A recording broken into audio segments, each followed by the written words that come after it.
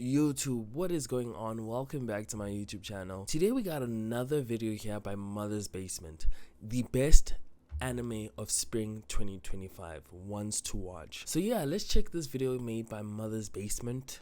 It's a long one. It's 52 minutes. I will skip over things that I'm watching, things that I've seen, but yeah, I'll watch most of it, so don't worry. So let's just see what he has to say. Make sure you guys like and subscribe. Of course, let's just jump into the video. And yeah, let's go. I'm just gonna come out and say it. There are too many good anime this season. The newcomers are stacked into the stratosphere. Gotta be careful not to Elon Musk there. There's so much great new stuff on offer, it would be a struggle to string together a top 15 list, let alone a top 10. But I am committed to making sure you can make the most of your anime watching time, especially after getting so many of you on Gundam with. That is so true. There is too many new anime. I don't know, like I've been kind of, if you guys have seen, I'm just random picking because I don't know what is out there. Of course, the big shows, Windbreaker, Fire Force, those are shows a no-brainer, the ones I'm gonna watch. But the other ones, I'm kind of just spitballing because with anime, you just never know which one is good or not, you know? My last video, I feel responsible for you guys now. So after watching at least one episode of literally everything, that is exactly. The honorable mentions might be almost as long as a main entry, and if you add the whole segment up, it might possibly be almost as long as the other half of the video, but that main video segment does contain a list of no more or less than 10 Jeff certified absolute bangers. We're talking nothing but the kind of shows that could have topped the list in any slightly slower season. True. It wasn't easy, nor was actually watching the anime in the first place. I gotta say, this season is also a little bit slow. It's not the best season, but man, there's a lot of good shows. It's pretty slow. I feel like, you know, when we're coming from, even last season was slow. I'm feeling like 2021 when Attack on Titan, Jujutsu Kaisen, and all of them were there. Like, I'm comparing it to those type of seasons, but it's pretty good. It's pretty good. They're watchable anime. I feel like it's rare for us to be in a season where we don't have like watchable animes. There's a few shows that really stand out this season, no cap. Also, I'm recording this with a sinus infection. So if you want to thank me for all my hard work, please hit that like button and leave a comment saying which show you're most excited for. These are the ones to watch for spring 2025, brought to you by Rosetta Stone. Okay, we skip ads. He must make his money. My Hero Academia may not have in Tokyo. Rosetta Stone can help make it happen. And that last point may or may not have anything to do with today's first recommendation. My Hero Academia is an anime that needs no introduction, but its new spin-off, Hiroaka Vigilantes, probably could do with one. Especially for folks who don't like the original all that much and might otherwise miss out on this more personal, character-driven hero story. That story follows Koichi Himawari, yet another All Might fanboy who couldn't make it into UA, who takes up his hero's mantle in a different, more literal way, using because making it into UA is so freaking hard. Officially licensed All Might hoodies to disguise himself as the unlicensed underground hero, the Crawler, and stop baddies with his power to slide on stuff. The slide. Pretty fast. There's a reason he couldn't make it into UA. He's aided by Popstep, a cute indie idol with the power to jump. Popstep is my waifu of the season. Nah, I really like Popstep. She is very cute. I think so. Jump real good, and their vigilante mentor, Knuckle Duster, a man with the power to own a pair of knuckle dusters and hit guys with them. Yeah, pretty hard. Pretty hard. So I'm reacting to this on my channel. This is honestly a fun time. I like it a lot. You know, it's like a filler for like I like My Hero Academia. I think it's one of the coolest anime seasons that we've got so far. And yeah, this is just enjoyable. I really enjoy this so much. Basically, he's Crazy Hobo Batman. And it rules. That's true, Hobo Batman, for real. But this man is not gonna pull his punches. He's gonna beat your ass.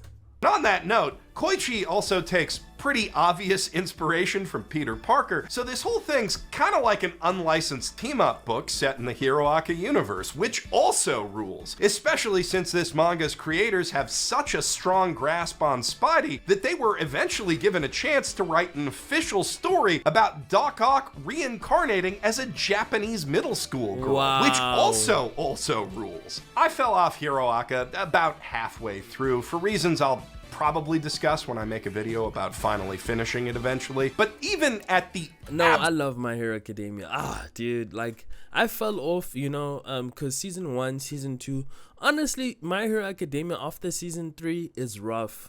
You watch season 4, you're like, okay, cool, where's this show going? Then you watch season 5, and I bet a lot of people left it on season 5, where they're like, oh, I don't know where this is going. And then season 6 turns it all the way up. Season 7 is like a dream, and now we got season 8. I mean, if you fell off of My Hero Academia, you are missing out. Season 1, season 2 is going to be amazing. 3, 4, 5 is going to be a slog. But once you make it to season 6, my friend, you will not regret it. Trust me, just watch this show.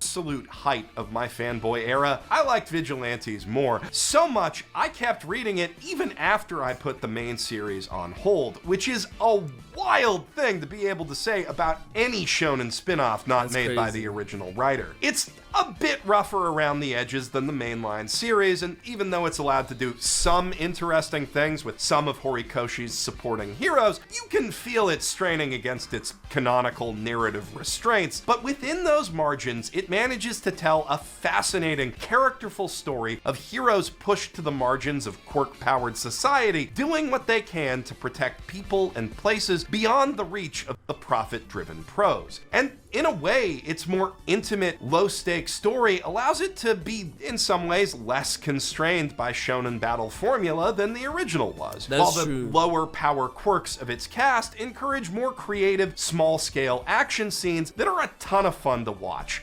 I've been hyped to see Vigilantes animated for years, so to have Bones finally giving it such a lavish production under the keen-eyed direction of JoJo's Bizarre Adventures Kenichi Suzuki no less is an absolute delight. Even more delightful though was the surprise. Okay, no, that is actually a really good show. My Hero Academia Vigilante was so good. I've been watching it, I'm reacting it on my channel. I feel like it's really good. The low budget Batman, Koichi, I still don't know how to describe everybody, because Koichi has like a resemblance of Peter Parker.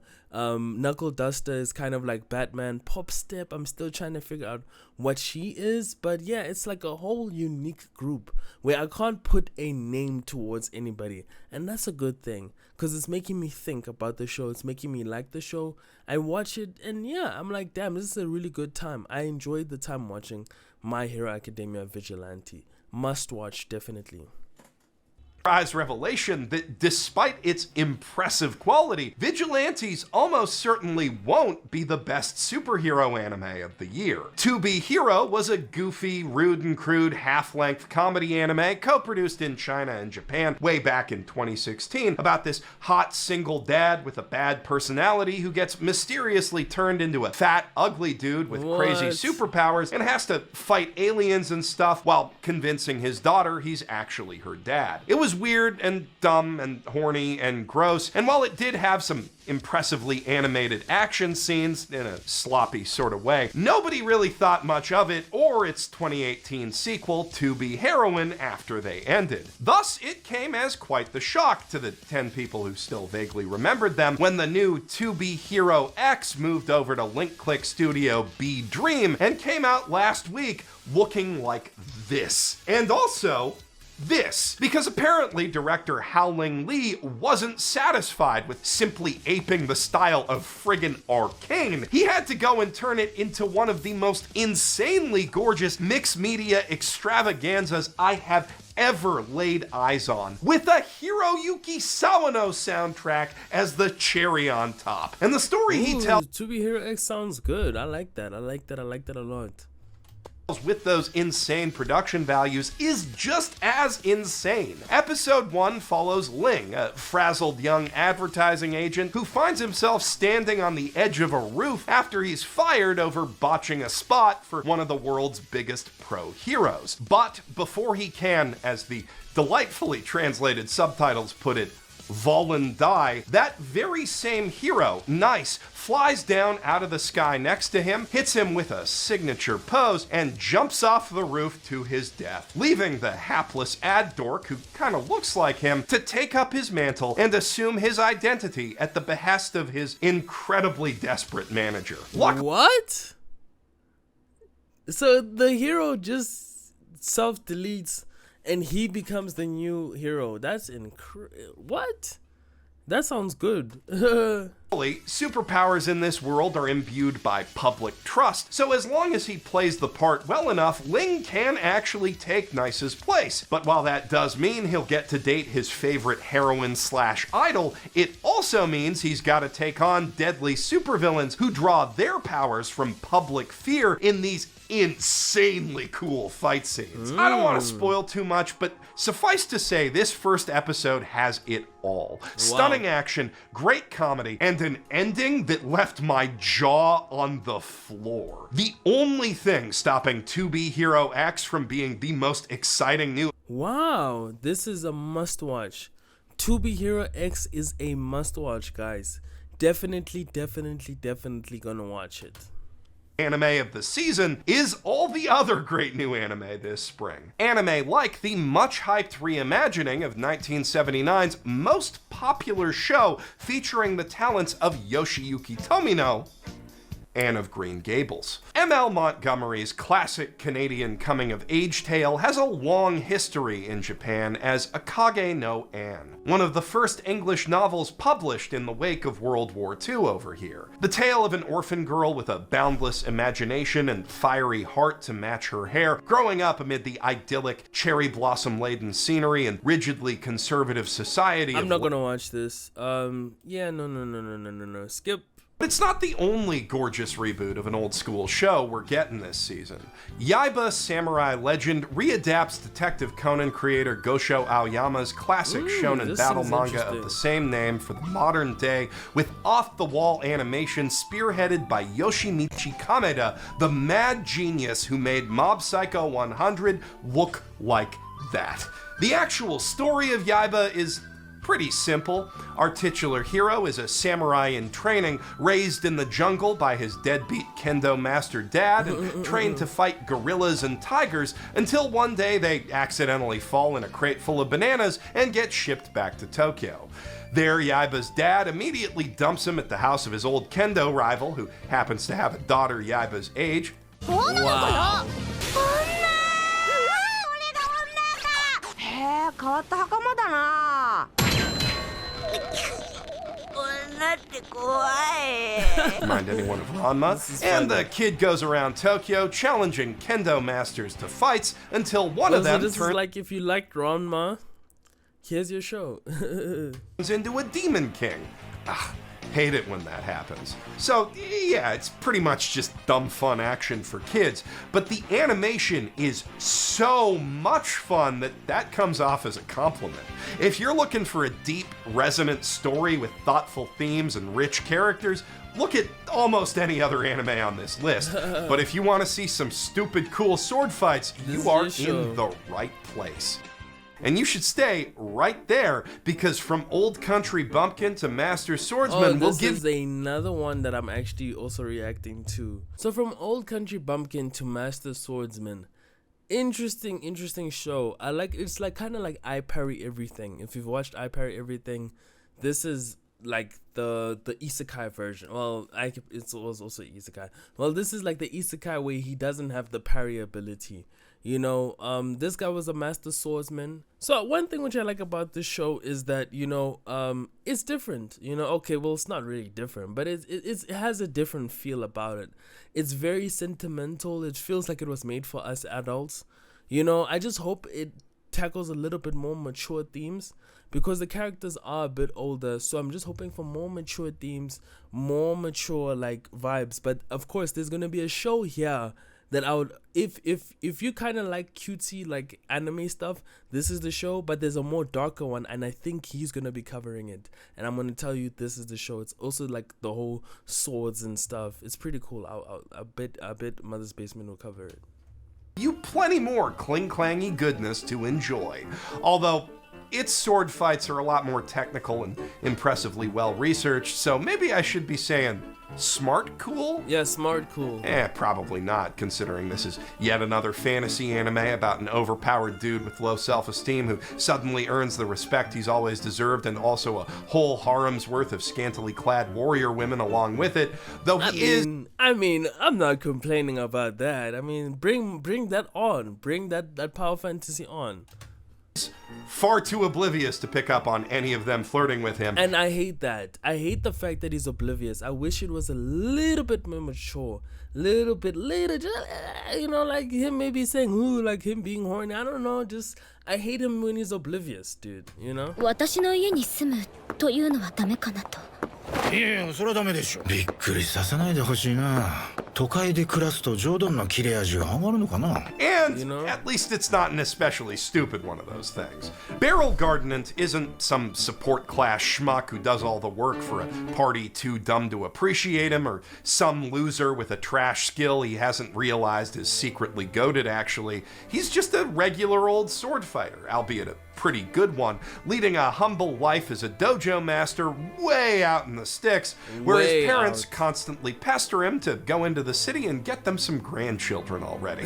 A wish they think might finally be granted when his former pupil, Knight Commander Alucia Citrus, asks him to come to the city and work as a special instructor for the kingdom's army.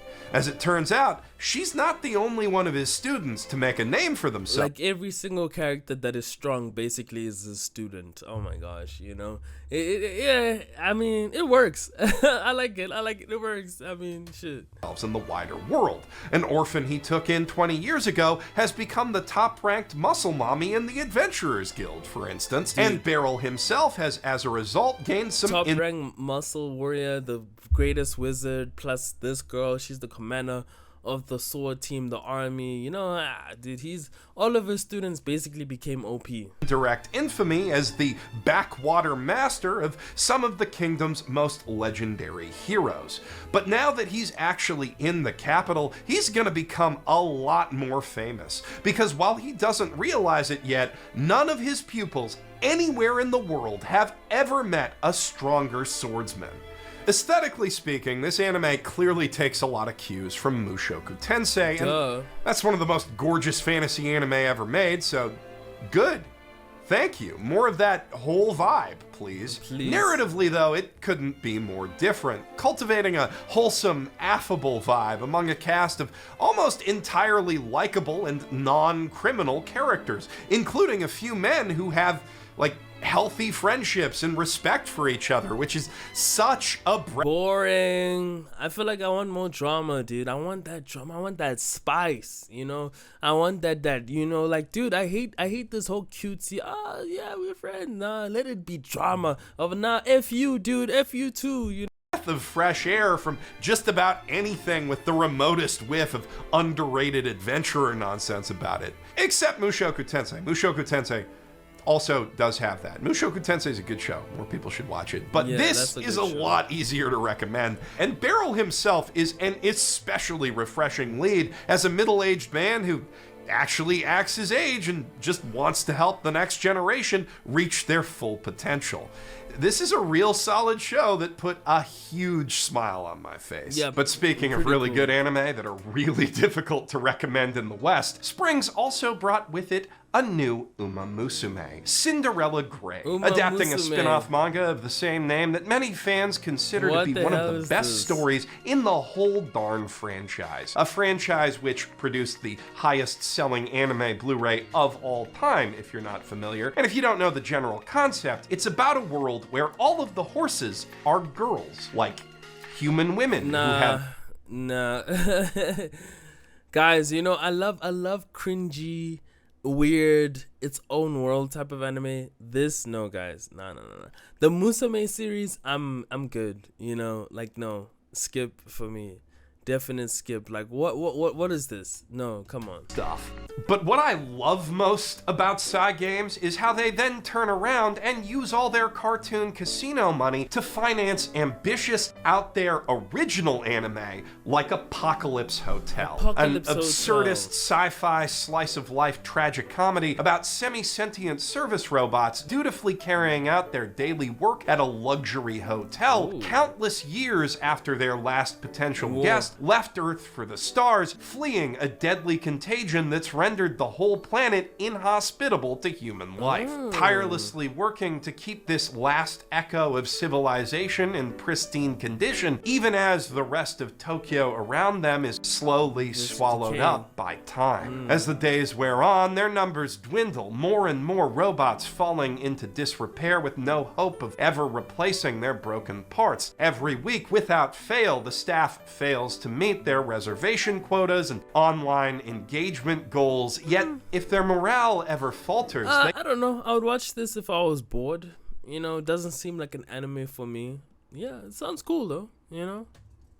don't let it show in the impeccable quality of their work. Doorman Robot is gonna open that door perfectly every time, every day, even if it kills him, darn it, which it increasingly seems like it will. Yachio, their manager and the last remaining full-flesh android in the hotel, fully intends to keep it fully operational for the day when they do see guests again, which is gonna be today for sure. She's got a really good feeling about it. So there's nothing Sisyphean at all about turning down every eternally unoccupied bed every day, dusting off all the fittings, taking stock of every amenity, and oh, hey, this room's missing a shower cap.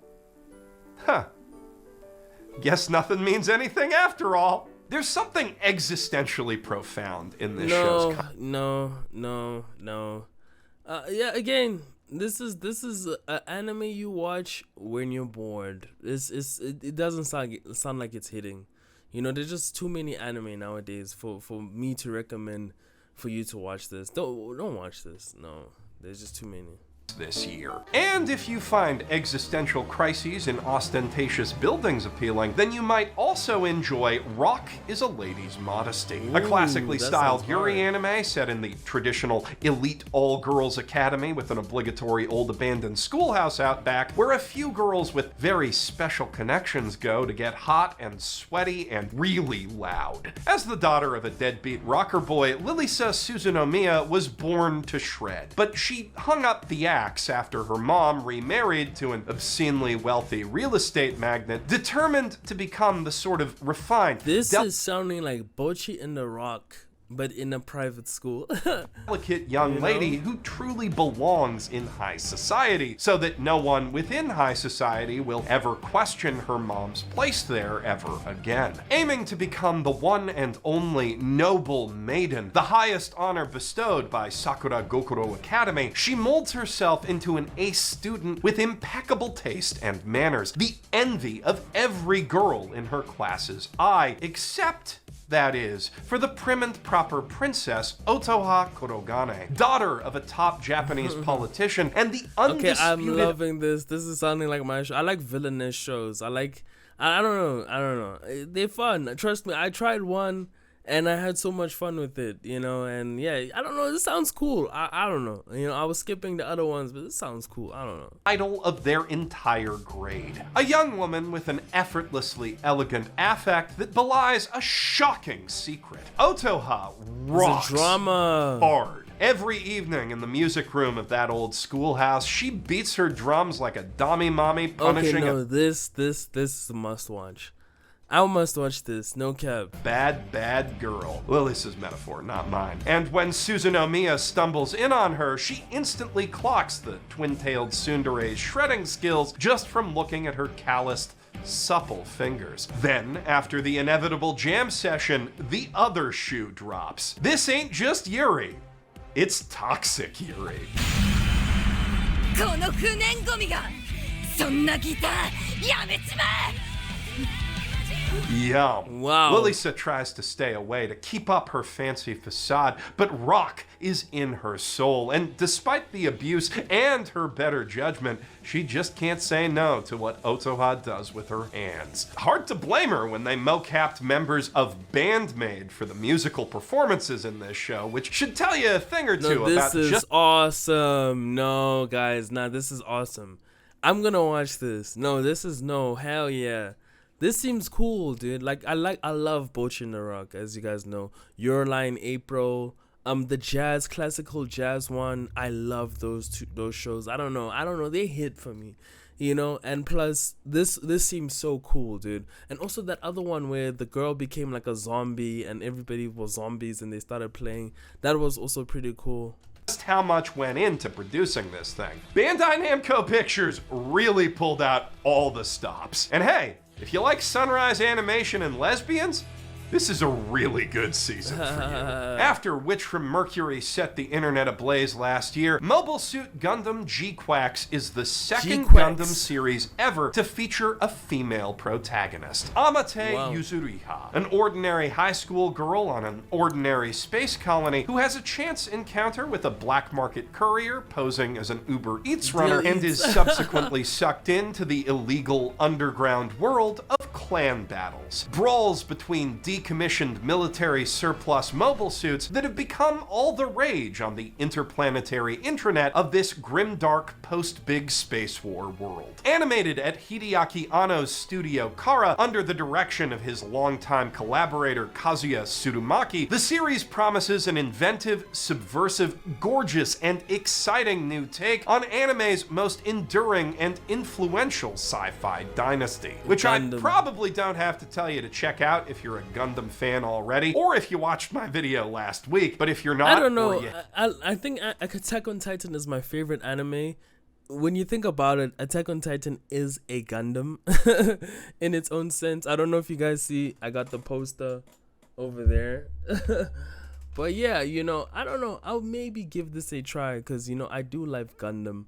Gundam anime is the ish, no cap, Haven't seen what many are calling my best video ever yet, or you just haven't gotten around to Gquax yet, this is definitely an anime that Gundam fans will want to go into blind. So I'm gonna give you a little spoiler warning here before telling you exactly what makes it so cool, to give you time to skip the section and go watch it for yourself, preferably after watching the entire original Gundam anime, like I said in my last video. But if you're not worried about spoilers, the cool thing about Gquax is that it's Gundam's first big-budget what-if story, set in an alternate version of the Universal Century timeline where the Principality of Zeon won the One-Year War. So now, instead of the Fetties, space colonists are stuck living under the fascist boots of tyrants like Admiral Makuve, which, if you've seen OG Gundam, is an incredibly scary combination of words, about as scary as seeing a Zeon-branded white base patrolling outside a supposedly neutral colony. For Universal Century lore nerds, this show is an absolute treasure trove of— Yeah, no. Not for me. I'm sorry. Cool, but not for me. Speaking of classic Sunrise animated sci-fi, though, the top rec in my top 10 for the season, the latest collaboration between Studio Mappa and the director who first put them on the Mappa, Cowboy Bebop director Shinichiro Watanabe. That's the goat. Lazarus is a brand new original anime series. I see it.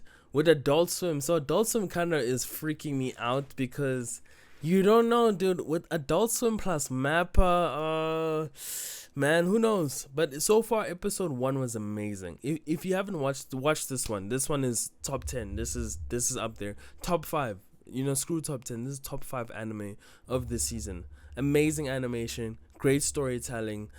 Episode 1 is amazing. I still need to check out episode 2. I tried to react to this one on my YouTube channel, but these bastards, the whole the whole anime has copyright music, so I'm screwed, By Adult Swim under the directive that Watanabe could make whatever the hell he wanted so long as it wasn't too goofy, which is a bit disappointing as an enjoyer of dandy guys in space, but I can't complain too much when it means we're getting one of anime's greatest directors teaming up with John Wick's Chad Stahelski to make a parkour-fueled action thriller about an opioid-induced apocalypse. Well, the prescription painkiller crisis is clearly the main inspiration for the show's plot, in which the creator of a miraculous superdrug called Hapna reveals he designed it to kill everyone who used it after 3 years in their bloodstream. But the lackadaisical way mankind reacts to the proclamation of our impending doom, mostly carrying on like everything is normal, seemingly convinced that someone... It's a very bit rough around the edges. I don't know if you guys want me to release. I'll release my first episode reaction on Patreon if you guys want that. But yeah, you know, it's gonna be heavily edited because hey, your boy can't save I can't save my original files. But hey, you know, just tell me. I'll probably shoot it up on the Patreon. But yeah, you know. Somewhere is gonna fix it before it really becomes a problem in just 1 month. Equally echoes the early days of the pandemic. It's a well-observed commentary on human nature, like all of Watanabe's work, wrapped up in a rip-roaring, action-packed, and infectiously musical package of that anime good shit. What's with the getup? Is that prisoner outfit This is the video clip that was trending. type of fashion trend or what? What kind of moron would be that stupid? As we follow an elite squad of prison escape artist, hacker, drone pilot kid, sexy motorcycle chick, etc. on their journey to track that drug's elusive creator down and beat the cure out of him before time runs out, explosive fights and free-flowing chases bleed into each other organically. Yeah, every very movement organic. Timed masterfully to the jazz fusion score. Animation, oh my gosh, 10 out of 10. Mappa just killed it. Mappa, you know, they do their thing. Create the sense of synesthetic momentum that defines Bebop, Shampoo, and all of Watanabe's best work. Each scene, action, or otherwise working subtly to establish the charming cast of characters and the world around them. It's already a top contender for slickest anime action of the year, and we haven't even really seen what Stahelski's gonna bring to the table in terms of fight choreography yet. Some folks are understandably reticent to trust a cool new Adult Swim thing after how Ninja Kamui and Yeah, I said it even in Uzumaki. Uzumaki went down. Dude, no, because Adult Swim with Ninja Kamui, they failed. Episode 1 was amazing. Episode 1 made it feel like this was anime of the year. But then you watch the last episode and you're like, oh my god, CGI garbage. Like, how do you fuck up an anime like Ninja Kamui where it was simple? Uzumaki, the greatest and biggest anime horror manga of all time, they fuck it up. Episode 1, amazing. Episode 2, 3, 4, they lose budget. I gave a whole reaction on my YouTube channel of Uzumaki, and oh my god, it was just terrible. It had moments where I'm like, damn, this could have been the greatest horror anime of all time. There are moments, but they just fuck it up. We don't know what happens because apparently Adult Swim doesn't prioritize anime anymore. That's why I'm very skeptical of Lazarus, because I'm like, okay, cool. It's sounding good on paper. They have the Cowboy Bebop guy, Mappa's animating it. Now what? Will it be good or not? Time will tell, you know. And the, at this point, mandatory dub definitely isn't helping those first That's true. Mandatory dub is terrible because, man, I don't know. You know? impressions. Although if the choice to make everyone sound kind of sleepy because they're all on painkillers was intentional, that still probably wasn't a very good idea. It's just not a great dub. But I personally have never once been disappointed by the choice to let Shinichiro Watanabe cook, and I fully expect this to be another all-timer when all's said and done, because dude doesn't really know how to make any other kind of anime. With that said, we shall see with Lazarus. Time will tell. is nowhere near said and done for spring's anime lineup, which is so loaded with the good stuff that I have no choice but to throw a bunch of honorary ones to watch on top of the bargain bin. Wow. Shows that would have been good enough to make the top cut. So now this is honorable mention. Oh, dude. So that was top 10. Nah, dude. That top 10 was trash. That was pure garbage. There was only 2 shows. 2, maybe 3.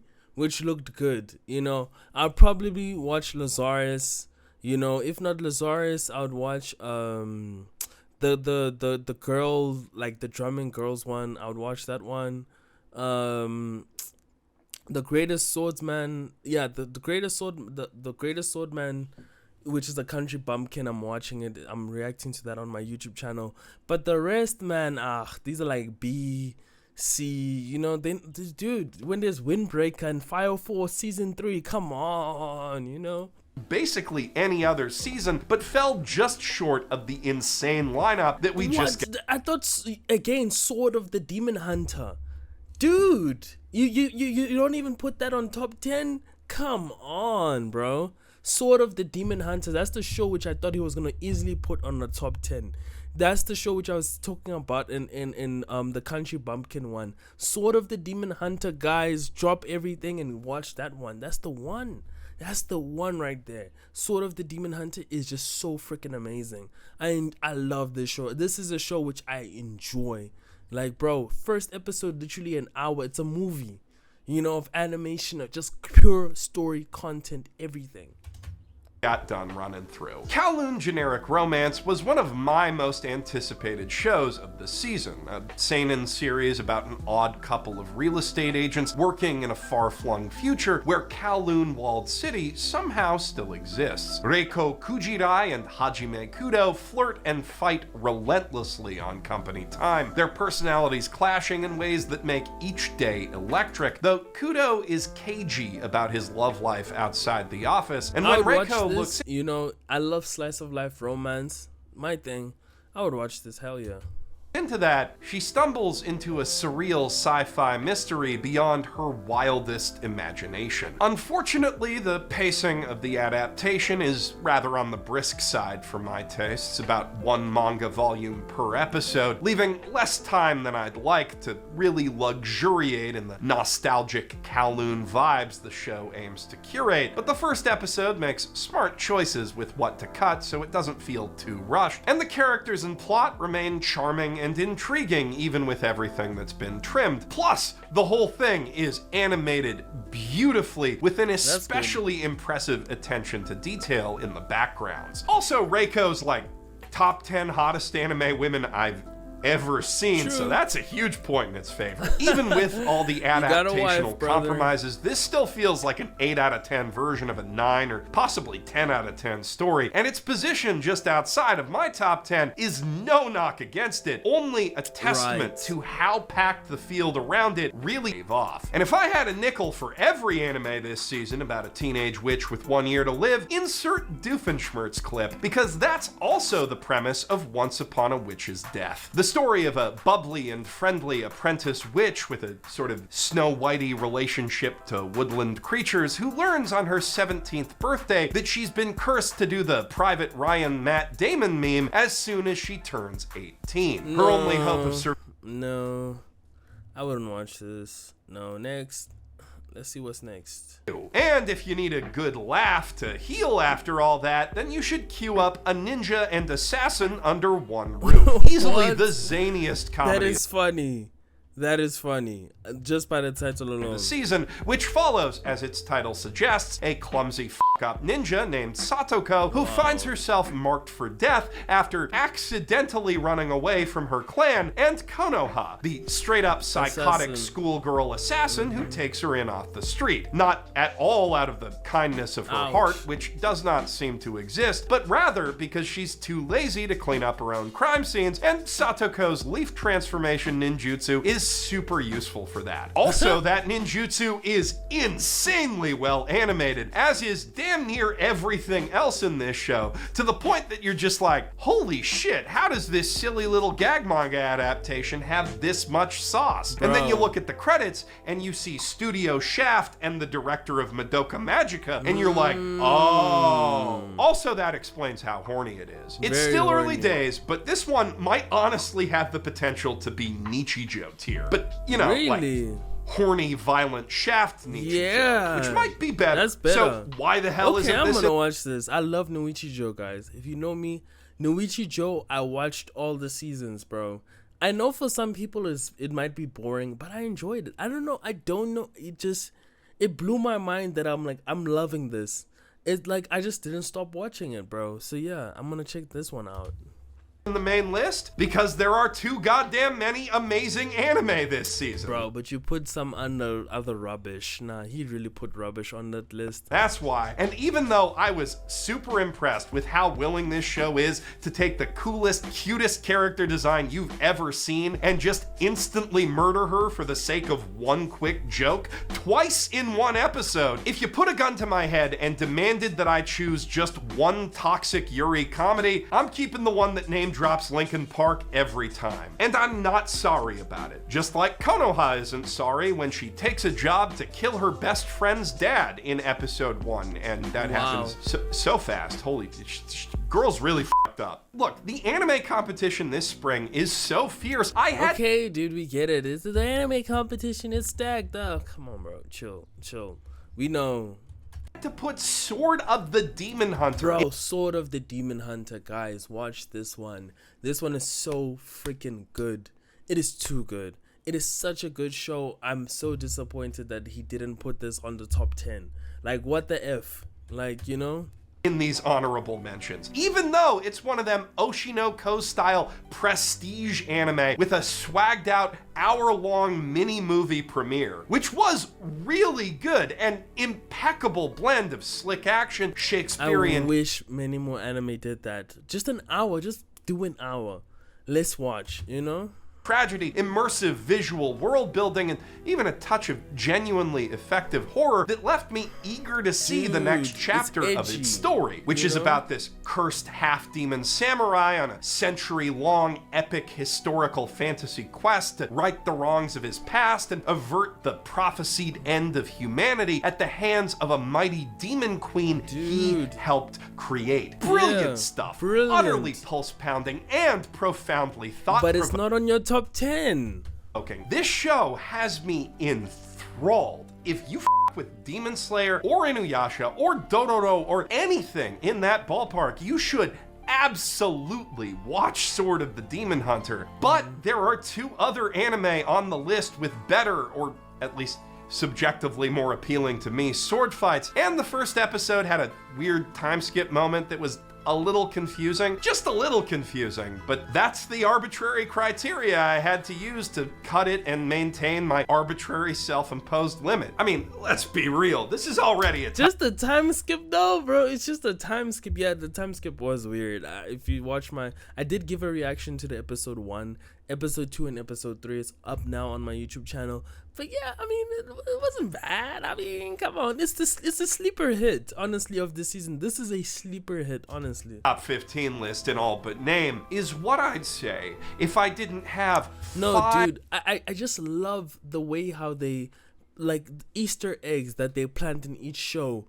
The emotion, it makes me wanna, like, dude, like, this is good. No, this is a good anime. more honorary ones to watch to get through. That's right, bitch. It's a top 20. What are you gonna do about it? Leave a comment? Please leave a comment. Summer Pockets is the latest visual novel from Key to get itself an anime adaptation, joining the likes Summer of Clanad, Pockets. Air, and Kanon in the grand pantheon of stuff that's guaranteed to make you cry like an anime fan on prom night. Because your date wanted Summer Pockets is okay. Let's see. As you guys know, I love Anohana. I love Clanad. Oh, Clanad, I recently watched it because I'm like, what's the hype about? Season 1 was okay. Season 2, oh my god, that was terrible. Anohana, same thing. Watch Violet Evergarden and chill, stud. Unlike those and that, though, it's not being animated at Kyoto Animation. When I said terrible, I mean terribly good. Like, it's not terrible as in it's garbage. I enjoyed those shows. Like, I was bawling. I was terrible. I was, in a bad state. But rather studio feel, as in the things that this anime is gonna hit you right in by the time it's over. So it's probably not gonna hit the same highs as Clanad, but it should still be consistently good based on Feel's track record, particularly working under this director. The first episode's already delivered some nice eye candy and delectable summer island vibes, while setting up a slice of life story about a troubled young man trying to escape his unpleasant past in the city by going to his dead grandma's house to manage her estate sale and meeting a bunch of quirky waifus who he'll get mixed up in the lives of and learn a bunch of painful lessons from. Though not all of those waifus yet, which is a big point in the show's favor. Too often these visual novel anime rush to establish all of their routes in episode 1 and end up fumbling all of them by juggling too much at once as a result. This adaptation has a good handle on its pacing and dialogue that should make for a really good time, right up until it is, of course, a really bad time. If you're only looking to... This guy put Musume on his freaking top 10. Like, I'm just thinking about that shit now. Like, no, this guy's top 10 was horrible. No, it was garbage. I don't know. For me, it was garbage, honestly. Some shows on here were really good. Some shows, man, like, I would say like 4 were good. The rest of the other 6 is like, what? Come on. Good time part of that equation, then Food for the Soul will scratch your slice of life itch in a far less painful manner. The newest PA Works original anime made in collaboration. No, skip. Let's go. I need more. For instance, I don't need a slice of life. I need a hot one. Is about a high school photography club whose members are left adrift after the graduation of their beloved club president. Okay, and when I love this type of style because it's reminding me of what's that anime called last season? Mekamine, Too Many Losing Heroines.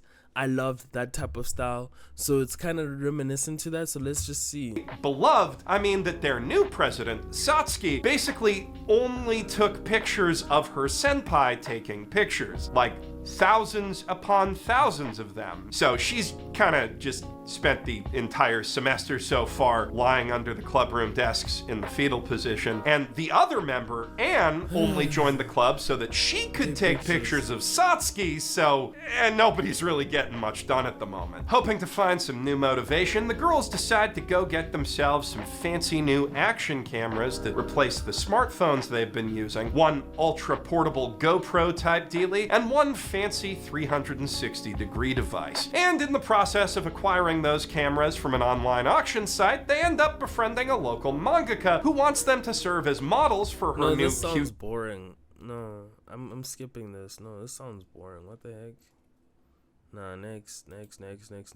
Gonna do it for you. And so is Zatsutabi, That's Journey, which might actually come a little closer to the whole Yuru Camp vibe specifically. It follows Chika, a young rookie manga artist currently working as an assistant who's been struggling to break... Next. The whole animations, doing the whole passion in the anime, come on.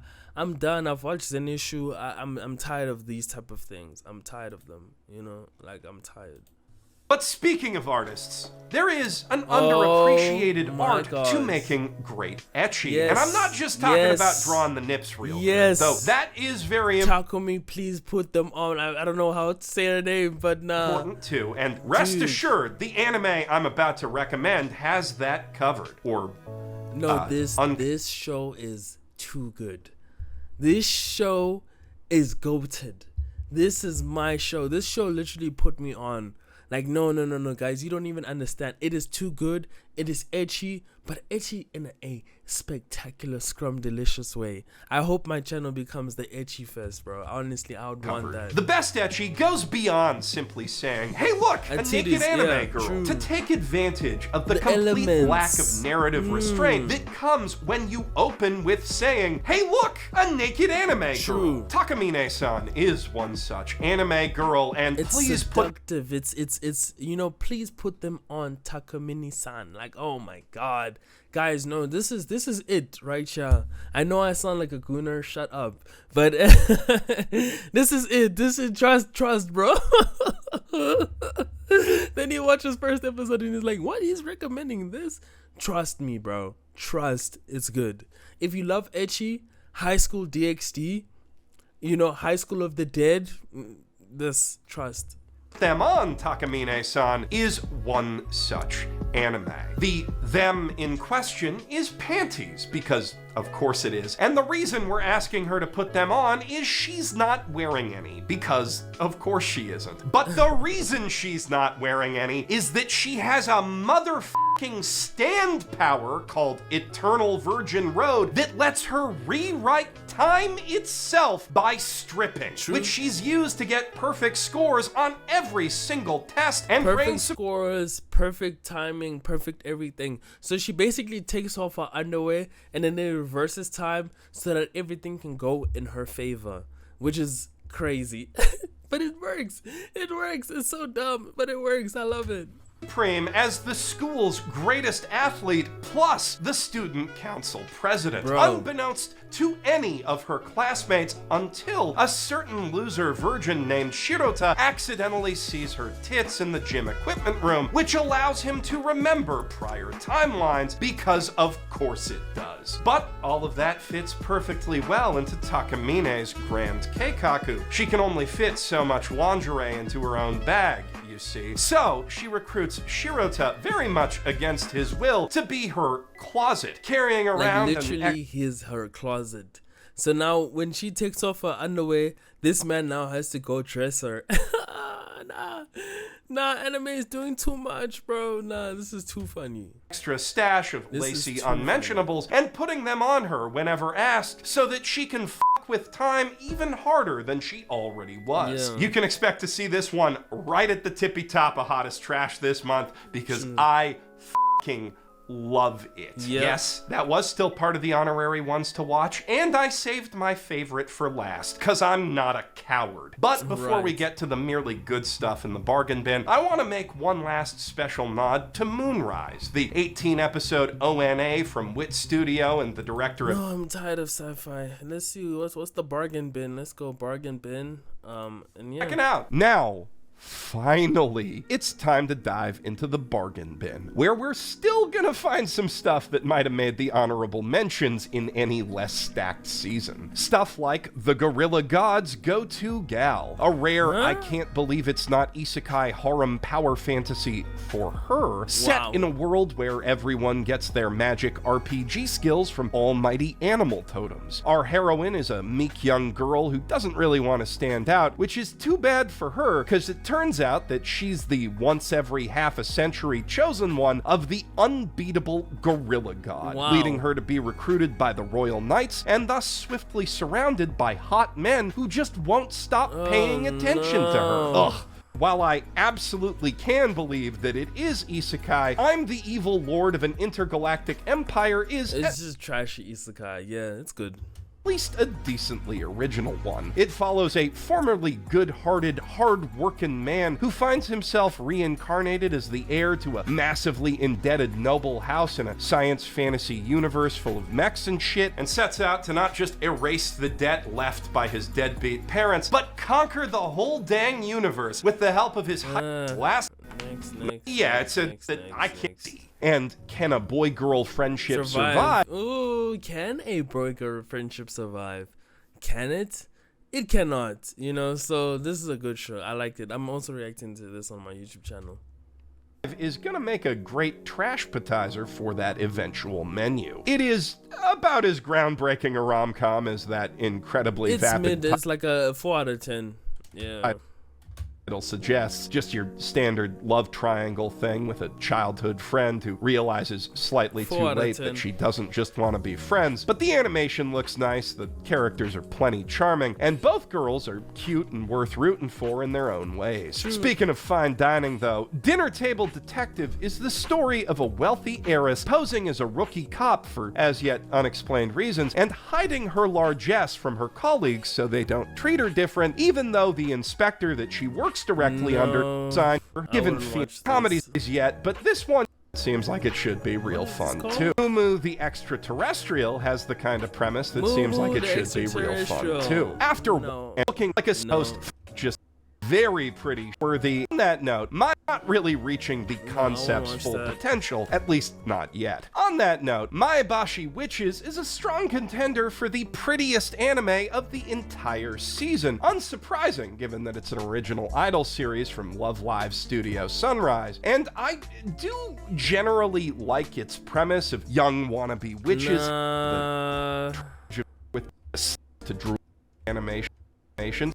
On the flip side, fantasy fans who don't mind a total lack of great animation so long as there's some good world building to chew on underneath it might enjoy Theogonia, a more subtle sort of isekai dive on and thank and watch him through here. Okay. Good top 10 list. I guess that's you covered a lot of anime. Yeah, shout out to him. There's a lot of animes that you should be watching. My Hero Academia Vigilante, To Be Hero X is one of them. Lazarus, Sword of the Demon Hunter, definitely. Witch Watch, freaking funny. Witch Watch is hilarious. You guys must watch that show. What else is there? From Old Country to Master Swordsman, definite must watch. And also, I think last one, Can a Boy Girl Relationship. I think that's okay. Yeah, I don't know. You guys would choose. But of course, the first show, 3 shows that you guys must watch. Definitely Lazarus, number 1. Sword of the Demon Hunter. And the last one is maybe Witch Watch or My Hero Academia Vigilante. Or To Be Hero X. And I said a lot of animes. Make sure you guys like and subscribe. You tell me what animes are you guys watching. See you guys in the next video. Peace out.